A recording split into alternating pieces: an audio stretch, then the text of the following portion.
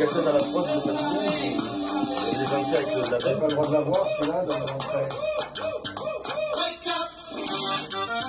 C'est un bon morceau. Non, mais vraiment, c'est pull up qu'il faut dire, non? C'est pas ça? Ouais, oui. Lève ça, lève le bras. Ouais. Ouais. Oui. Donc, ce morceau, il s'appelle Réveille-toi. Réveille-toi. Alors, C'est ça, ce qu'on devrait appliquer des fois, de temps en temps, on devrait se réveiller. À nous-mêmes. et donc, alors, ça fait combien de fois que vous demandez à Marseille, aux Marseillais de se réveiller? Je crois que c'est la première. C'est la première? alors, On l'a jamais pardon, dit. On l'a jamais dit excusez-moi, comme ça. Si j'entends le texte stricto sensu, il n'est pas question de Marseille. Non. Non, ma ville. Donc c'est pour tout de le se monde. réveiller, Ouais, non, ouais. de se réveiller, parce que pourquoi de se réveiller? Parce que des fois, tu entends des trucs, tu demandes si les mecs ils sont vraiment éveillés, ou si c'est des espèces de zombies, ou je sais pas s'ils sont envoûtés, ou donc réveille-toi, c'est ça. Après, Faut dire que jusqu'à présent, on n'avait pas eu le sentiment aigu qu'elle soit endormie. Mais force est de reconnaître depuis quelque temps, et c'est vrai qu'il y a un petit moment que Massilia ne s'est pas exprimé, c'est-à-dire un nouveau disque avec de nouvelles chansons qui disent des nouvelles façons de voir notre société. Et donc, effectivement, entre-temps, la société a évolué et elle va vers un endormissement, une morosité. Et ce texte, et les autres aussi d'ailleurs, disent vous lève un peu c'est là. aussi Où on va. être endormi, c'est aussi être dans la fatalité, Ouais. L'aquabonisme. refuser de s'engager, refuser d'être vivant finalement, parce que tu n'as pas le choix, c'est-à-dire, c'est vrai, la situation est tellement déplorable que ou tu t'engages parce que tu sens que faire quelque chose, quoi, ou tu te laisses aller à l'individualisme, au repli sur toi, parce que finalement il n'y a plus qu'autour de toi que tu trouves des trucs un peu sympathiques, quoi, tout le reste te dégoûte tellement. Donc se réveiller, c'est aussi... tu peux pas à la fois déplorer les situations et puis... Ne rien faire. Et puis vouloir regarder tout ça à un spectateur. D'accord. Et donc, il n'y a pas eu une magnifique capitale culturelle l'an dernier qui a réveillé sa vie, qui l'a révélé On aux sait éléments. maintenant, on sait que non. On sait que Non, non. maintenant, c'est que certains esprits plus clairvoyants que d'autres l'avaient prédit, mais on sait que non. Mais de toute façon, nous, on savait que non par définition depuis qu'on a commencé. C'est pourquoi on ne s'en est pas mêlé. C'est pourquoi on ne s'en est pas mêlé. Et au-delà, même, moi personnellement, j'ai décliné toutes les propositions, que ce soit le on, le off.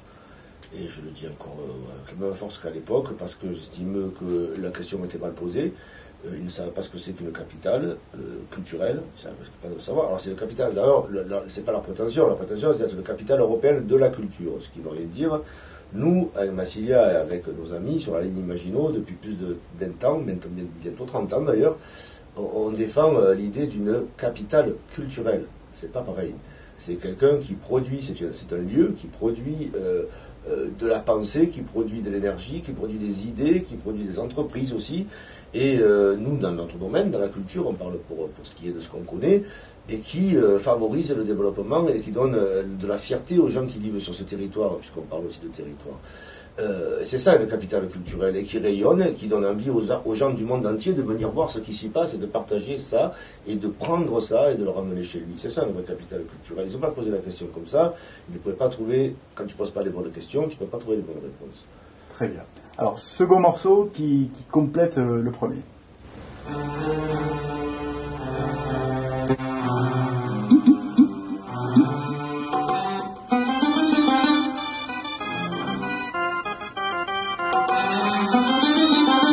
Ah, tu le sais, cousin, à Marseille comme partout en France, dans tous les villages, dans tous les quartiers, il est urgent de reprendre la parole et de cesser d'avoir peur. Oui, l'une vient derrière l'autre et ils disent la même chose.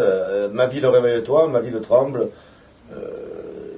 C'est logique. Qu'est-ce qui lui est arrivé? Qu'est-ce qui lui arrive à cette ville? Pas spécialement à cette ville, qu'est-ce qui arrive à la...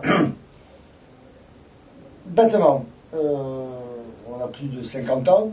Si par exemple je regarde les changements qui se sont passés, je m'aperçois qu'aucun de ces changements ne correspond à un truc que j'aurais voté, on va dire, à ce que nous promet la démocratie. On n'a rien à prouver. Si je regarde, bien plus grave, alors je ne prends pas ma vie, je prends la vie depuis mon grand-père, je m'apercevrai que les seuls moments où il y a des avancées, c'est pas par des élections, c'est par des luttes. Y compris des luttes armées, puisque je compte dedans le Conseil national de la résistance. Je me dis tout simplement que peut-être enfin, je ne sais pas si enfin, c'est à la fois enfin ouf, et puis c'est pas ouf aussi, puisqu'on est les premiers à morfler, enfin la démocratie bourgeoise telle qu'on nous l'a inculquée, telle qu'on nous a appris à lui faire confiance, elle est arrivée à ses limites. Elle est arrivée à ses limites, c'est-à-dire que je pense qu'il est clair pour tous les gens que le changement ne vient plus du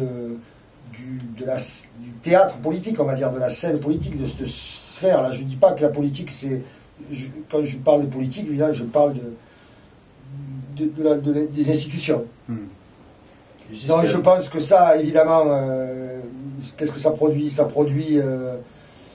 produit des espèces de faux gourous, de fausses pistes qui se présentent, qui sont simples, comme celle du Front National, c'est assez simple. Oui. Et Mais ça produit beaucoup de désillusions, de désenchantements, ce qu'on disait tout à l'heure sur les gens qui baissent les bras, sur les gens qui ne sont pas éveillés. Voilà, je note que c'est le morceau de Massilia, depuis qu'il a été créé, on peut le chanter chaque année. Donc ça prouve qu'on avait quand même tapé juste. Ça prouve qu'on est un échec nous-mêmes aussi, peut-être. Enfin, moi, sauf qu'on est un échec. Nous, parce qu'on est obligé de le chanter toujours. On n'est pas chargé, on n'est pas obligé de gagner. Nous, non, c'est vrai. Un peu différent. Après c'est vrai que quand il dit qu'on est en échec, c'est vrai qu'il n'y a pas de... On ne voit pas arriver le sursaut jusqu'à maintenant. On va dire que... Je ne dirais pas que ça empire, parce que si c'est une histoire de pourcentage, de penser que ça empire, non, ça empire pas. Je pense que c'est tout simplement que les contradictions, elles sont menées à leur terme, au bout. Et voilà, qu'est-ce qui se passe après? Je pense que c'est... on peut essayer des alternatives, quoi. Ça va peut-être être le moment d'essayer les alternatives. Mais évidemment, comme tout ça est quand même chapeauté par des pouvoirs, c'est-à-dire des gens qui ont le bras long et les poches super pleines, ils vont s'accrocher, quoi. Ils piperont l'aider de toute façon. Ils piperont, il piperont, mais ça, il y a pas de piperont. Ils vont l'aider, mais s'ils ne les pipent pas, c'est Marine Le Pen qui sera élue. Donc on a une drôle d'alternative. Ça me rappelle un peu 2002, mais un pire, bien pire. Et moi je crois effectivement qu'il y a une vraie faillite de la confiance auprès des partis politiques, et pour cause, puisque c'est devenu un système d'appareil avec des grandes écoles qui forment aux destinées, et puis on se place, et puis on évite que les autres aient la science de la gestion des choses publiques, de manière à rester le petit élite à contrôler, et en menaçant tout le monde que si nous ne sommes pas là, tout s'effondre, et tes pauvres économies à la caisse d'épargne disparaîtront. C'est comme ça qu'ils tiennent les gens. Donc il ne faut pas aller au contrario, aller vers une pensée un peu grilliste, c'est-à-dire de Beppe Grillo en Italie, qui consisterait à penser que mon voisin est un expert, que tout le monde est un expert, qu'on est tous vachement malins. C'est du populisme aussi, c'est pas vrai, il y a des gros cons dans mon voisinage, il y a des gens très intelligents, pas forcément ce qu'on croit a priori. Tu vas donner ton adresse après. Oui, je pourrais, tout à fait. Et donc, dire les partis politiques tous pourris, c'est n'importe quoi, c'est faire le lit du Front National, c'est faire le lit du populisme. Moi, je crois que, enfin, le monde est prêt à comprendre une chose. Moi, c'est ce que je préconise en tout cas, c'est qu'il faut l'action que chacun peut mener ne peut pas s'incarner dans les partis politiques qui nous ont montré leur faillite et leur travers. Ça ne peut être qu'à travers le mouvement syndical. Je crois profondément que tout peut être porté par le syndicalisme.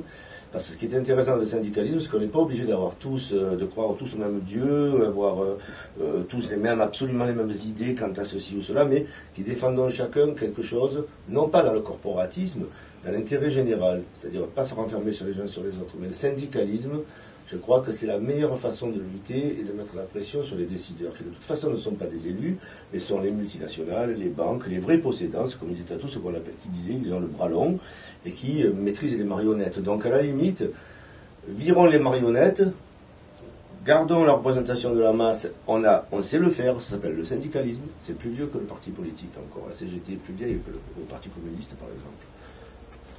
Ça, il faut le savoir. Et de loin, et de Après, loin. Donc, travaillons sur la revendication au niveau local. Voilà, moi, ce que je dis. Après, chacun fera ce qu'il voudra. Parce que je pense que c'est aussi le truc de Massilia. C'est chombre aussi. C'est expérimentons. Essayons. C'est-à-dire, attendons pas non plus qu'on ait renversé le système pour commencer à se demander ce qu'il faudrait faire après. Expérimentons, parce qu'il y a des petits cadres, des petites sphères où on peut expérimenter. Expérimenter quoi? Expérimenter tout simplement comment le bonheur de vivre ensemble. Et de réussir des choses ensemble. Voilà. Parce que c'est ça en fait. Et de célébrer la réussite. De vivre ensemble. Donc expérimentons, ça on peut l'expérimenter. Ça sera d'autant plus bénéfique si un jour on réussit à renverser la totalité. Au moins on pourra dire, ah ben nous, dans notre petit coin par exemple, on a compris que ça, comme ça. Et c'est mieux, voilà. Et on le partage. Et voilà, donc c'est expérimenter et aussi, évidemment, ne jamais tenter de brider l'ingéniosité de l'endroit. L'intelligence. La recette locale qui arrive, parce que c'est comme ça qu'on fait les choses. Voilà. Là, c'est bon. Non, mais c'est ce que je disais. Pour moi, c'est l'esprit syndical. Le côté, on est ensemble pour faire quelque chose auquel on croit, à laquelle on croit, et qui est pragmatique, qui est pratique et pragmatique. Et de là, je ne dis pas qu'il ne faille pas rester dans des modèles économiques, dans des modèles politiques peut-être. Alors il faut revenir à une éducation et réapprendre, relire à minima le manifeste du Parti communiste, à minima relire, fait quelques trucs comme ça, parce qu'on ne sait pas de quoi on parle. En dessous, là, sous-titré, il y a des trucs qui apparaissent, genre livre, hop, machin. Oui, les références. On fera la bibliographie. Voilà, la bibliographie. Vous ferez la liste. Ça serait intéressant que les gens se remettent à lire un peu des choses fondamentales. Ils comprendraient qu'à la télé, quand on emploie tel mot, derrière il y a ça et pas n'importe quoi, et que c'est pas juste des sons, quoi. Les sans-dents sont souvent sans lunettes. Voilà, aussi. Même sans sonotone, il paraît.